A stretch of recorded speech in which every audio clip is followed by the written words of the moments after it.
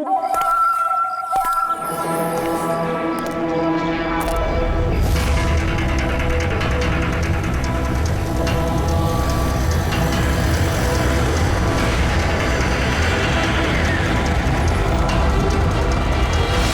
भाई, गाड़ी आगे ले।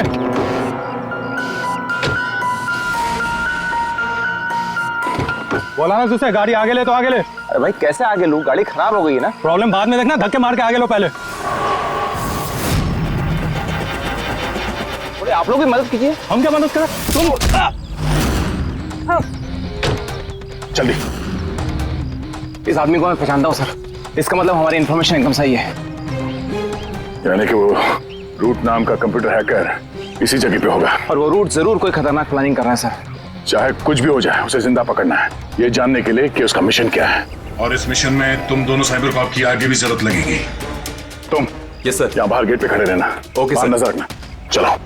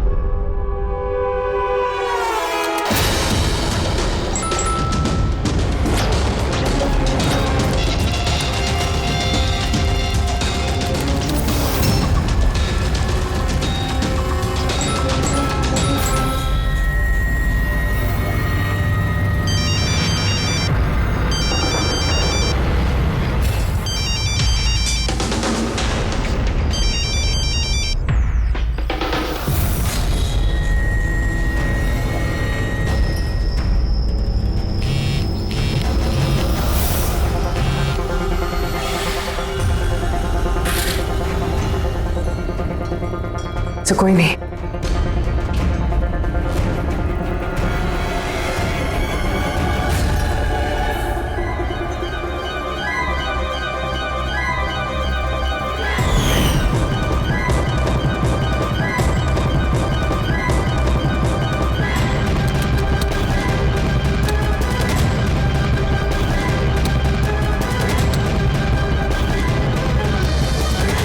आप रेडी? सर सब जगह देख लिया, यहाँ पे कोई नहीं है। खबर तो गलत नहीं हो सकती, यहीं कहीं होना चाहिए। चलो देखते हैं।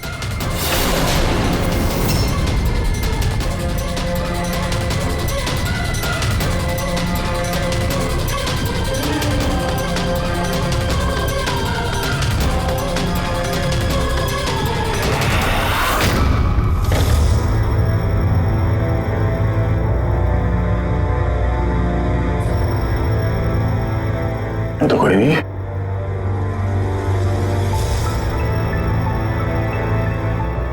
शहर अभी भी गर्म है, लगता है यहाँ पे कोई था अभी। मगर सर एंड मौके पे भाग कैसे निकला? सर हम लोग तो चारों तरफ से बंगले के अंदर घुसे, किसी को बाहर भागते हुए नहीं देखा है। सर हाँ? सर ये मॉनिटर देखिए सर, ये तो घर के आसपास की फुटेज चल रही, कहीं वो हमें देख के भाग तो नहीं गया? हो सकता है, वो ज्यादा दूर नहीं गया होगा। जरा इस जगह को अच्छी तरह से चेक करो, और पूर्वी इस कंप्यूटर को चेक करो, देखो क्या मिलता है। तब तक मैं गेट पे जाके देखता हूँ।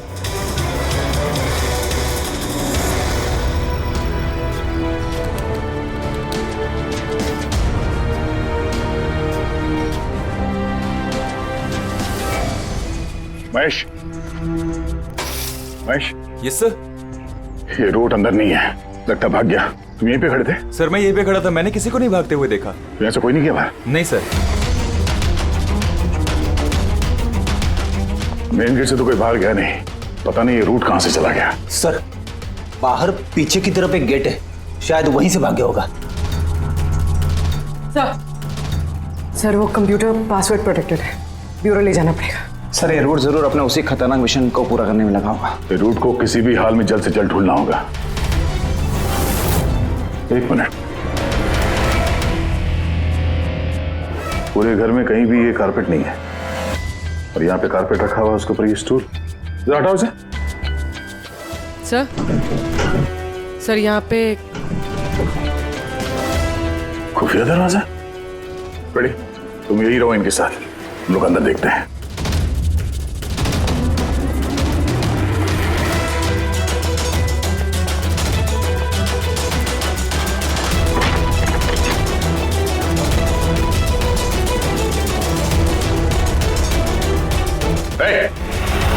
अब अगर अपने बचाव में कुछ कहना चाहती हो तो यही वक्त है। मुझे कुछ नहीं कहना, जो भी कहना मेरा वकील कहेगा। सर हमने इस रूट का कंप्यूटर सिस्टम एक्सेस कर लिया है और इंक्रिप्शन में भी सफल हो गए। कुछ पता चला? हाँ सर इसने पिछले कुछ दिनों में इंटरनेट पे भयानक वीडियोस पोस्ट किए। डार्क वेब पर sir. Actually dark web internet की एक ऐसी काली जगह होती है सर, जहाँ पर हर मुजरिम अपने गैरकानूनी कामों को एक टेक्नोलॉजी की मदद से अंजाम देता है, जैसे हथियारों की तस्करी हो, किडनी की चोरी, या फिर किसी को मारने की सुपारी। सर ऐसा कोई भी काम नहीं है जो इस साइट पर नहीं होता है। समझ में ये बात नहीं आती, जब सब कुछ इतने खुले में होता है, सबको पता है, तो इसे रोकने के लिए हम कुछ करते क्यों नहीं? सर ये इतना आसान नहीं है। एक्चुअली इस साइट पर जाने के लिए आपको एक कंप्यूटर सॉफ्टवेयर की जरूरत होती है, जो चुनिंदा हाई प्रोफाइल मुजरिमों के पास ही होता है। जैसे कि ये रूट। Yes sir. और सर जैसे कि हमें पता है कि इस डार्क वेब पे IP एड्रेस और यूजर ID ये दोनों गुप्त रहते हैं। जरा दिखा कौन सा वीडियो डाले हैं इस रूट ने।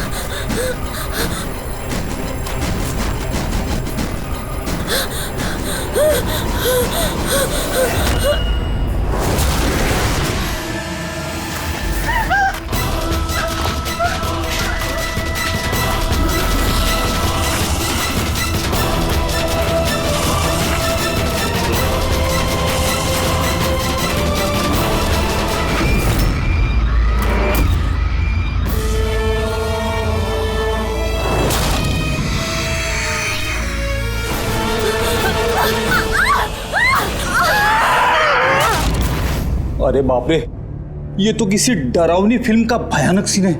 ये सीन क्यों डाला डार्क वेब में? सर ये किसी फिल्म का सीन नहीं है, ये सब असली में हुआ है और किसी हीरोइन के साथ नहीं, बल्कि एक मासूम लड़की के साथ। जहां तक मुझे याद आ रहा है इसे स्नफ फिल्म कहते हैं ना?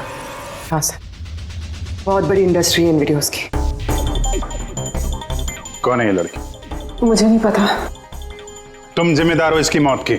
नहीं सर, मैं किसी की मौत की जिम्मेदार नहीं हूँ।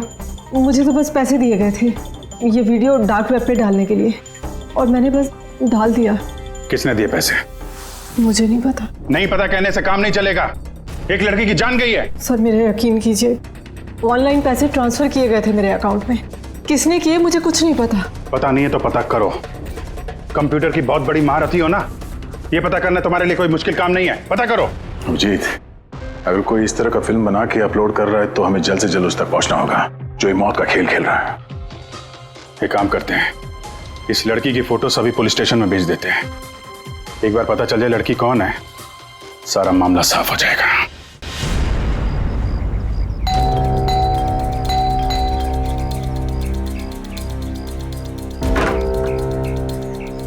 जी कहिए, किससे मिलना है? ये रिया का घर है ना? हाँ, मैं उसका पापा। आइए। वो हम लोग सीआईडी से हैं। आपके लिए एक बुरी खबर है। आपकी बेटी रिया अब इस दुनिया में नहीं रही। पता है, मगर आप उसके मौत के 10 दिन बाद क्यों आए हैं ये सब बताने? आपको पता है कि आपकी बेटी रिया की मौत हो गई है? आप उस कार एक्सीडेंट की इन्वेस्टिगेशन के लिए आए हैं ना, तो आपको ये तो मालूम पड़ा होगा कि रिया का तो फ्यूनरल भी हो गया है। एक मिनट, आप किस कार एक्सीडेंट की बात कर रहे हैं? वही जिसमें हमारी रिया चल बसी है। शेयर टैक्सी में वो पुणे जा रही थी। नहीं, रिया की मौत कार एक्सीडेंट में नहीं हुआ है। ये क्या कह रहे हैं आप? एक मिनट, ये रिया है। हाँ, ये रिया ही है। एक्सीडेंट वाले दिन उसने यही कपड़े पहने थे। एक मिनट, सॉरी बाबू, लगता है कुछ कंफ्यूजन है। आप जरा बताइए कि आपकी बेटी रिया का कार एक्सीडेंट कैसे हुआ था? शेयर टैक्सी में वो पुणे जा रही थी, 7 और लोग भी थे उसके साथ। तो रास्ते में उसकी गाड़ी का बड़ा भयानक एक्सीडेंट हो गया। पूरी कार आग की लपटों में झुलस गई। मरने वालों के तो चेहरे तक पहचान में नहीं आ रहे थे। तो आप लोगों ने रिया को कैसे पहचाना? उसके सामान के जरिए बस हम उसे पहचान पाए। आपने ये नहीं बताया कि ये फोटो कब की है? वैसे हम लोगों को भी पता नहीं कि ये फोटो कब की है, पर पता चलते ही हम आप लोगों को बता देंगे। लगता है रिया का ये एक्सीडेंट सिर्फ एक दिखावा था, उसकी मौत की असली वजह को छुपाने के लिए। सर, अगर रिया का कार एक्सीडेंट एक दिखावा था, तो वो बाकी के 7 लोग जो उसके साथ गाड़ी में थे, कहीं वो भी रिया की तरह ही तो नहीं मारे गए? हो सकता है। सबके परिवार वालों से मिलना पड़ेगा। किस्मत अच्छी थी हमारी कि जो 7 लोग एक्सीडेंट में मारे गए थे, उनमें से एक का अंतिम संस्कार नहीं हुआ था। देखते हैं डॉक्टर सालों के इस लाश से क्या सुराग निकाल पाते हैं।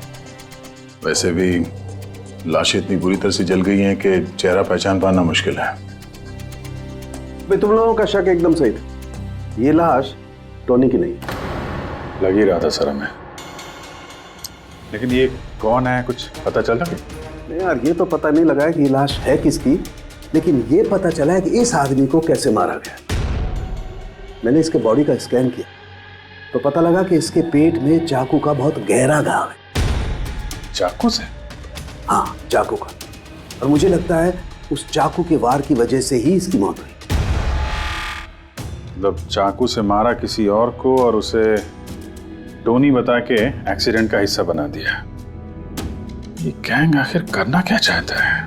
और इस आदमी की मौत 3 हफ्ते पहले ही हुई है। ये कार एक्सीडेंट हुआ 10 दिन पहले। वही तो, मतलब कार जब एक्सप्लोजन में जलाई गई उससे कहीं पहले इस आदमी की मौत हो चुकी थी। 3 हफ्ते से इसकी लाश संभाल के रखी थी ताकि इस भयानक खेल को अंजाम दिया जा सके। यार एक काम करते हैं, जहां पे एक्सीडेंट हुआ था वहीं पे चलते हैं, पता करते हैं एग्जैक्टली उस दिन हुआ क्या था। मैं तो मजे से कार चला रहा था सर, और रेडियो पे गाने सुन रहा था। तभी अचानक से मैं जोर का धमाका सुना। मैं तुरंत अपने कार से निकला और मैंने देखा कि मेरी सामने एक कार आग की लपटों में जल रही थी। मुझे समझ में नहीं आ रहा था कि मैं क्या करूं। तो ये कितने बजे की बात है? सर, मुझे लगता है कुछ शाम के 5 बजे होंगे। है? ये कैसे हो सकता है? सर, एक सेकेंड सर, ये टोल नाके की फुटेज देखिए सर। यहाँ पे तो गाड़ी 3:30 बजे क्रॉस हुई थी। फिर ये जगह वहां से 20 किलोमीटर दूरी है सर। तो 20 किलोमीटर का सफर तय करने में 1.5 घंटे तो नहीं लगने चाहिए। रास्ते में कोई ढाबा होटल भी नहीं है, कोई चाय वाय के लिए रुक जाए जहाँ पे। एग्जैक्टली। तो उस हिसाब से गाड़ी को यहाँ पे 4 बजे पहुंच जाना चाहिए था, मगर यहाँ पे एक्सीडेंट हुआ 5 बजे। इसका मतलब है ये जुर्म इस 1 घंटे में ही हुआ है। तो गाड़ी को उस समय कहीं ले जाया गया और उन सबको उतार के उसमें 7 लाशें रख दी गई। और उसके बाद गाड़ी को यहाँ पे लाके ब्लास्ट करवा दिया। सब प्लान था। सर, ऐसा लगता है इन सब लोगों को वहीं लेके गए हैं जहां पर रिया को लेके गए थे, वो स्नफ फिल्म बनाने के लिए। जगह जल्द से जल्द ढूंढनी होगी यार। पूर्वी ने SMS भेजा तो किसी पेड़ की फोटो है। हाँ पूर्वी। सर, ये पेड़ जिसकी फोटो भेजी है मैंने, इसे मोरिंगा ओलिफेरिया कहते हैं सर। हाँ सर, ठीक ऐसा ही पेड़ रिया वाले फुटेज में भी है। ये देखिए सर, उस फुटेज का स्क्रीनशॉट भेज रही हूँ मैं। सर, ये पेड़ महाराष्ट्र के 2 जंगलों में पाए जाते हैं। ये तो एग्जैक्टली वैसे ही पेड़ है। महाराष्ट्र के 2 जंगलों में? कौन कौन से जंगलों में? सर, एक जंगल है जो नासिक के पास है और दूसरा जंगल एक्सीडेंट वाली जगह से सिर्फ 1 घंटे की दूरी पे है और इस जंगल का नाम है प्रीफिक्स फॉरेस्ट। जरूर ये मौत का खेल इस प्रीफिक्स जंगल में ही हुआ है। प्रीफिक्स फॉरेस्ट तो काफी बड़ा जंगल है यार, मीलों तक फैला हुआ है। फॉरेस्ट ऑफिसर की मदद लेनी होगी।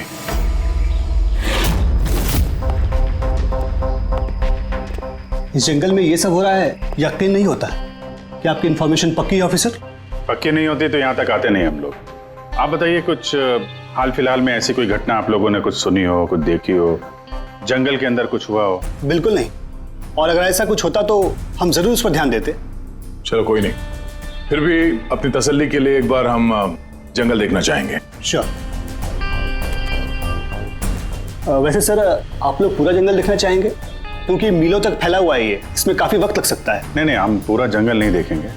हमें जंगल का वो हिस्सा दिखाइए जहाँ पे कोई आता जाता नहीं है, क्योंकि अक्सर सुनसान इलाकों में ही जुर्म पनपता है। Okay officers. विनोद, देखना, इन्हें जंगल के उन इलाकों की दिखाने की जिम्मेदारी आपकी है। ओके? जी सर। Yes sir. सर, एक सेकेंड। सर, ये देखिए सर, ये जंगल का सबसे घना और सुनसान इलाका है। मेरी समझ से हमें यहीं से शुरू करना चाहिए। ठीक है, देखते हैं।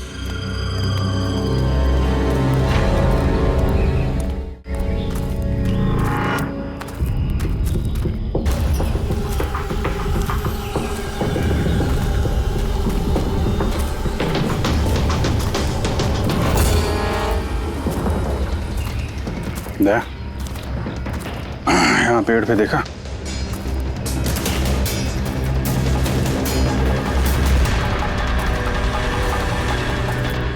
छोटा सा कैमरा। मतलब हम लोग सही जगह पे आ गए हैं। यही वो जगह है जहाँ पे वो फिल्म बनाई जा रही है। कैमरा ऊपर भी है, उस तरफ बैंड है।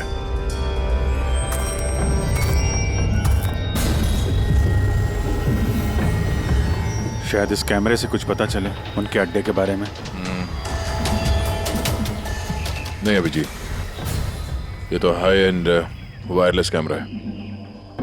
इसके जरिए पता लगाना मुश्किल है कि इसमें जो स्टोर्ड फुटेज है वो कहाँ से ब्रॉडकास्ट हो रहा होगा, और इस जंगल में पता नहीं और कितने कैमरास हैं। देखते हैं, आगे शायद कोई कैमरा मिल जाए जिससे कुछ पता चले।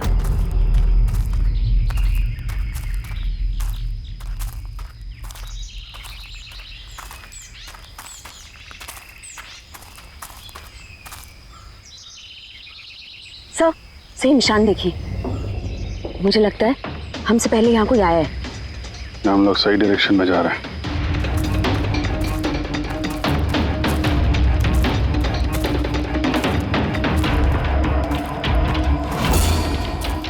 सर, ये निशान यहीं तक है। सर, इसका मतलब उनका अड्डा यहीं कहीं है।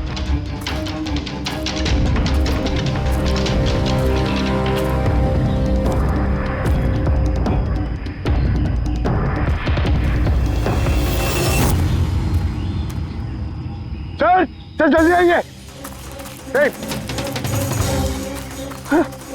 एक मिनट सर, एक सेकंड। घबराओ मत, हम लोग CID से हैं। उठो उठो। सर, आप लोग CID से, मुझे बचा लीजिए सर।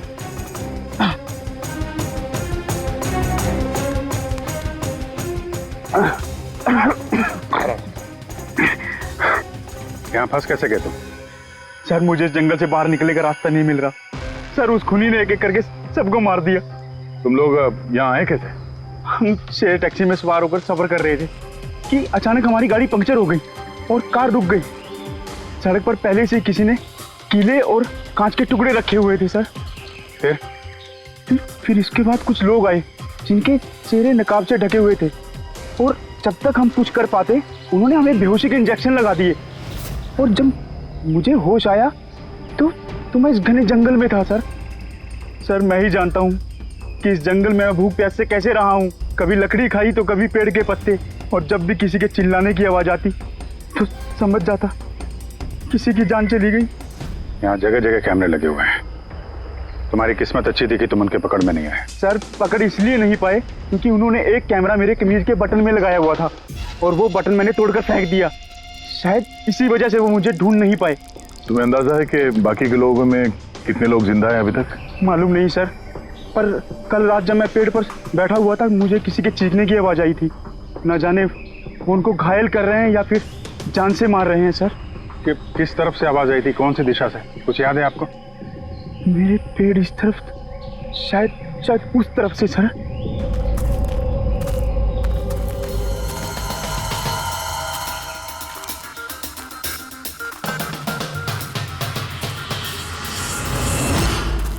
सर खून।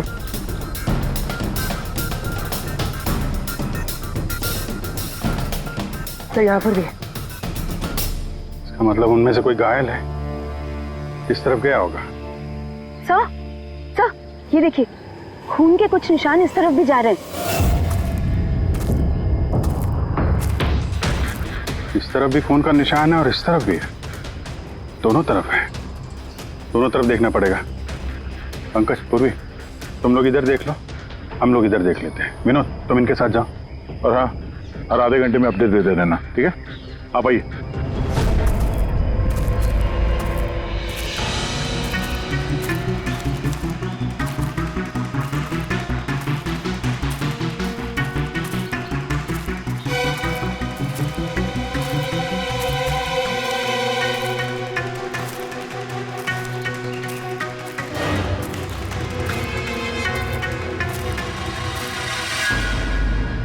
एक मिनट, वो क्या है?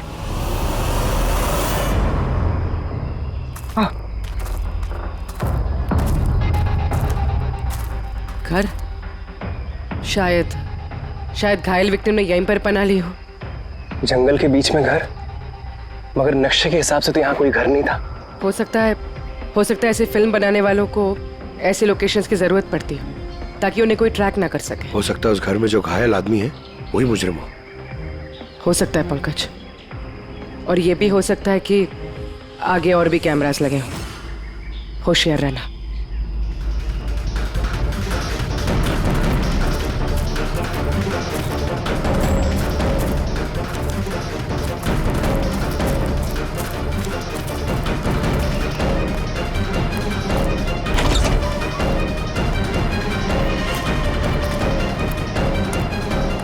पंकज, टॉर्च।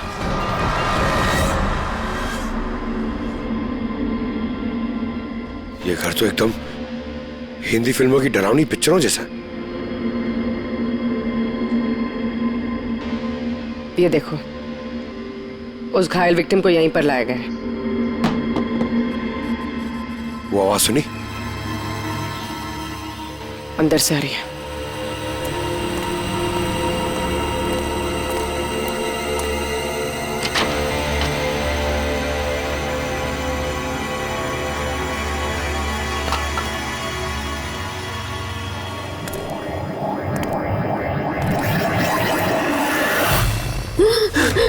नहीं, छोड़ दो मुझे जाने दो। बाहर आओ। मेरे पास मत आना, मैंने कुछ नहीं किया। देखो, हम लोग सीआईडी से, घबराओ मत। आओ, कुछ नहीं होगा तुम्हें। अच्छा।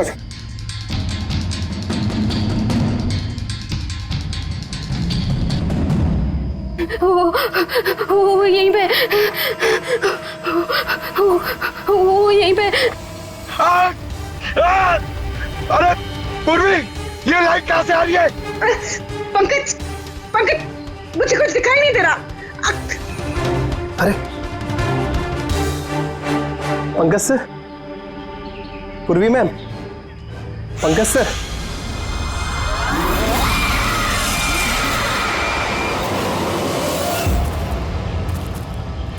सर, खून के निशान तो यहाँ के खत्म हो गए। अरे ऐसे कैसे हो सकता है? घायल आदमी अगर यहाँ पर आएगा तो यहाँ से अचानक कैसे गायब हो जाएगा? शायद वो मुजरिमों के हाथ लग गया हो, यहाँ इस पॉइंट पे पहुंचने के बाद। हो सकता है। पता नहीं मोहित के अलावा और कोई है जिंदा कि नहीं। 1 घंटा हो गया तो पूर्वी और पंकज का कोई फोन कॉल नहीं है।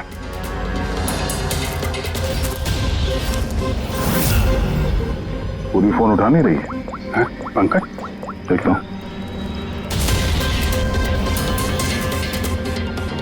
पंकज भी फोन नहीं उठा रहा है।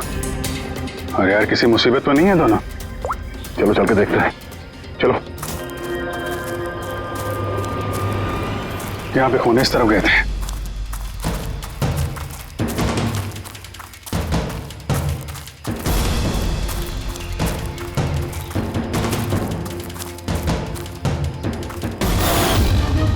घर के अंदर शायद कोई हो, मैं अंदर जाके देखता हूँ। ठीक है, तब तक मैं यहाँ बाहर देखता हूँ।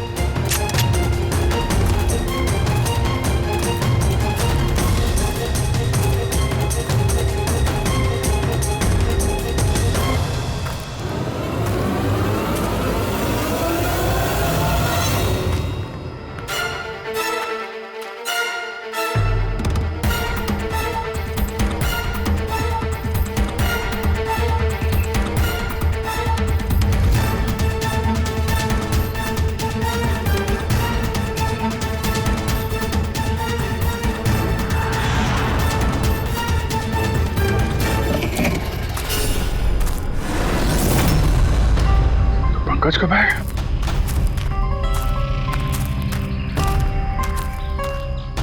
पंकज,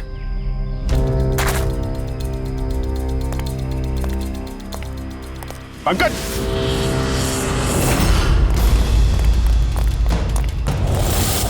पंकज,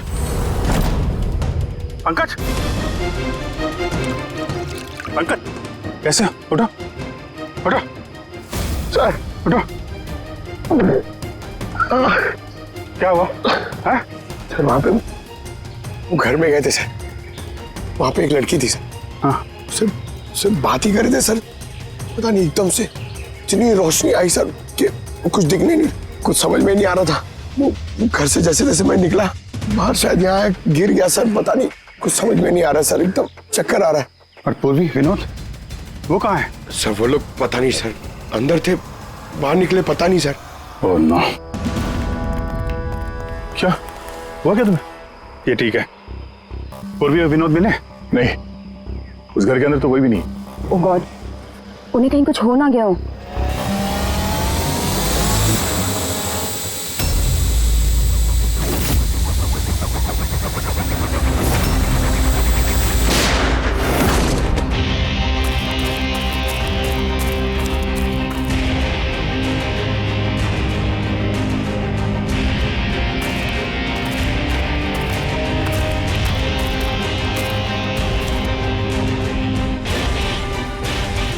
ये सब तो बड़ा मुश्किल होता जा रहा है। हमें वापस जाना होगा। चलो। क्या मतलब? देखो दया, हमें ये नहीं मालूम है कि अपराधियों की तादाद कितनी है, कितने कैमरे लगा रखे हैं यहाँ पे, कितने हथियार हैं उनके पास, ऊपर से हम पे हर वक्त नजर रखे हुए हैं। अभी फिलहाल हम उनसे मुकाबला करने की तैयारी में नहीं है। और पूर्वी, उसे यहाँ पे अकेला छोड़ के चले जाएंगे हम लोग? यार दया देखो, पूर्वी उनके चंगुल में फंस चुकी है। हम उसको बचाने जाएंगे तो हम भी नहीं बच पाएंगे। अभिजीत, क्या हो क्या गया तुम्हें? कुछ याद है सीआईडी में हमें पहले क्या सिखाया था? यही कि सबसे पहले अपने साथी को पीछे मत छोड़ना, चाहे वो जिंदा हो या मर चुका हो। अरे यार, हर लड़ाई रूल बुक के हिसाब से नहीं लड़ी जा सकती। हमें यह भी सिखाया गया था कि प्रेजेंस ऑफ माइंड का इस्तेमाल करना अलग अलग परिस्थितियों में। आई एम सॉरी, तुम्हारे इस थॉट से मैं एग्री नहीं करता। आई एम सॉरी, तुम्हें जाना है तुम जा सकते हो, बिना पूर्वी के मैं यहाँ इस जंगल से बाहर नहीं जाने वाला। जिद मत करो दया, हमें यह भी नहीं मालूम है कि पूर्वी जिंदा है कि नहीं। अभिजीत, वो एक सीआईडी ऑफिसर है, इतनी आसानी से हार मानने वाली नहीं है। वो बेचारी अकेली लड़ रही होगी उन मुजरिमों से, और अब जब उसे सबसे ज्यादा जरूरत है हमारी। हम पीठ दिखा के भागेंगे यार। ज्यादा जरूरी यह है कि जो लोग उस गिरोह के कैद में नहीं आए हैं उनको बचाया जाए। और तुम्हें पूर्वी की इतनी परवाह है तो जिद मत करो, मेरे साथ चलो, हम लोग अच्छी प्लानिंग बना के वापस आएंगे। चलो। इसे हो क्या गया सर? अभी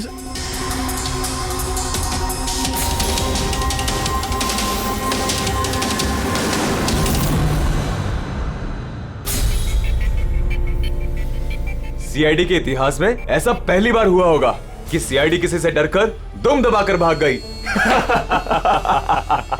हाँ सर, पहुंच गए आप? हाँ बस उसी जंक्शन पे रहिए, हम लोग आते हैं वहां पे। अरे सालुंके सर, आप यहाँ? मैं यहाँ। अरे अरे तुम्हें क्या लगा हम लोग पूर्वी को ऐसे ही छोड़ देंगे जंगल में मरने के लिए? हैं? तो आपका और दया सर का झगड़ा झूठा था। जब अभिजीत ने वहां पे कैमरा देखा तो उसने मुझे इशारा किया। पता नहीं और कितने ड्रोन लगा रखे होंगे हम पे नजर रखने के लिए। जो आदमी उस कैमरे के जरिए हम पर नजर रखे हुए था उसकी आंखों में धूल झोंकना जरूरी था, इसलिए। अब वो लोग ये सोच के बैठे होंगे कि हम लोग जंगल से निकल गए, थोड़े रिलैक्स भी हो जाएंगे। यही मौका है हम पे हमला करने का। अभिजीत, ये लो, ये तुमने मंगाया था। ये क्या डिवाइस है सर? ये जैमर है पंकज। आसपास इस एरिया में जितने भी कैमरे होंगे सब जैम हो जाएंगे। अब वो हम पे नजर भी नहीं रख पाएंगे। और ये ड्रोन पे जो कैमरा लगा है इसकी रेंज 7 किलोमीटर सिर्फ। बैटरी तो खत्म होने वाली है। इसका मतलब अगर हम इसे नहीं पकड़ते तो ये वापस उनके अड्डे पे जाता बैटरी बदलने के लिए। जरा आईपैड निकालना, नक्शा निकालो उसमें।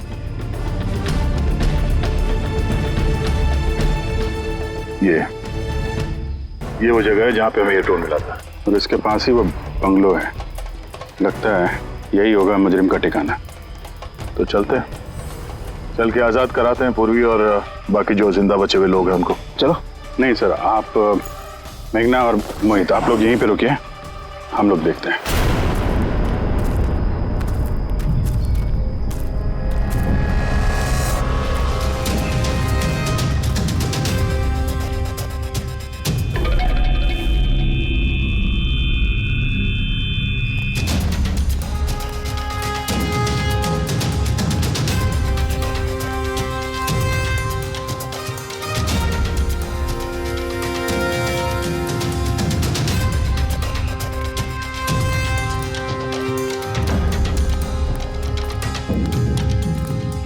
यार, पूरा सिस्टम बंद कैसे हो गया?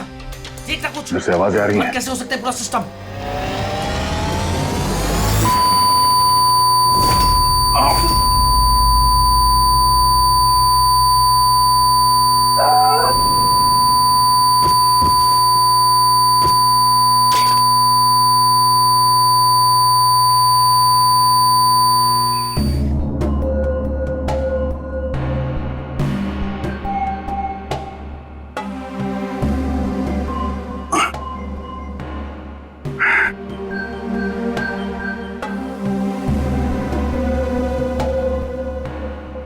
पंकज,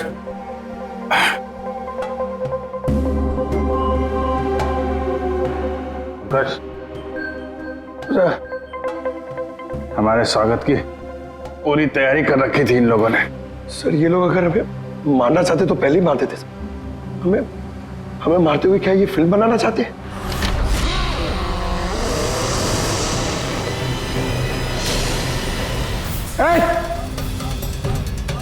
सच जा, सच।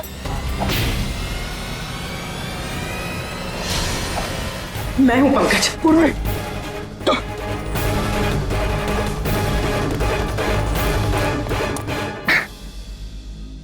तुम ठीक हो? हाँ सर। वो लोग किधर हैं? सर उस तरफ।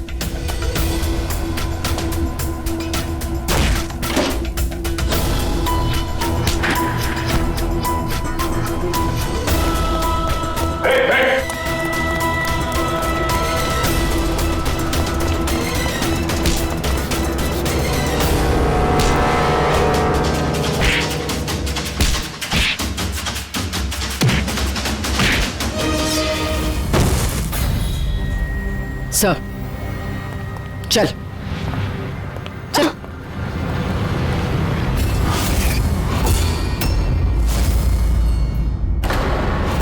मेघना तुम? वाह, हमें तो लग रहा था कि हम मुजरिमों की आंखों में धूल झोंक रहे हैं। अब किसे पता था कि हम मुजरिम को अपने साथ ही लेके घूम रहे हैं। आप लोग यहाँ कैसे? किसने छुड़वाया आप लोगों को? सीआईडी को कैद करना इतना आसान नहीं। मौका देखते ही मैंने वो खिड़की तोड़ी और वहां से बाहर निकल गई।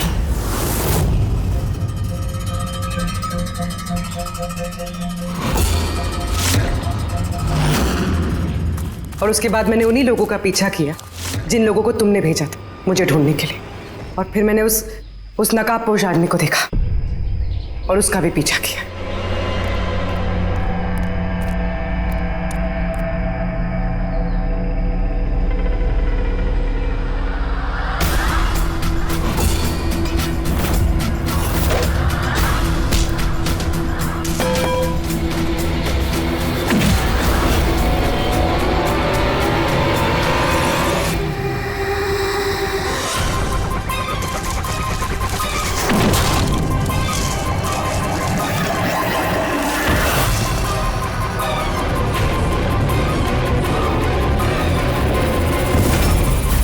कुछ देर बाद जब मुझे होश आया तो मैंने देखा कि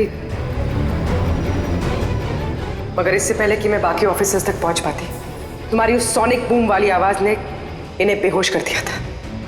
वो तो मेरी किस्मत अच्छी थी कि मैं दूर थी और उस आवाज का मुझ पर कोई असर नहीं हुआ। और फिर मैंने सोचा कि क्यों ना उस नकाब को ही मैं अपना हथियार बना लूं। जिस बेरहमी से तुमने लोगों की जान ली है, तुम तो औरत कहलाने के लायक भी नहीं हो।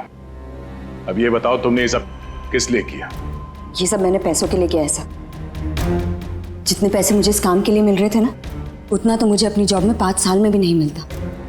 और वैसे भी क्या फर्क पड़ता है, रोज इतने लोग मरते हैं, अगर 2-4 और मर गए तो क्या हुआ? तुम्हें शायद मालूम नहीं है कि तुम कितनी बीमार हो। बाकी लोग कहाँ हैं जो तुम्हारे साथ में थे? मैंने किसी को कोई नुकसान नहीं पहुंचाया सर, इतनी भी बुरी नहीं हूं मैं। और वैसे भी मैंने कोई भी खून अपने हाथों से नहीं करा है। मुझे तो एक औरत ने करोड़पति बनने का ऑफर दिया था जो मैंने एक्सेप्ट कर लिया। कौन औरत? बहुत अजीब सा नाम था उसका।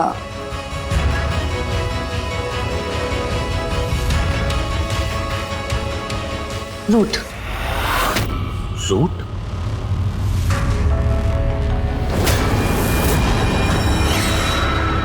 तो रूट है इस सब के पीछे मास्टरमाइंड।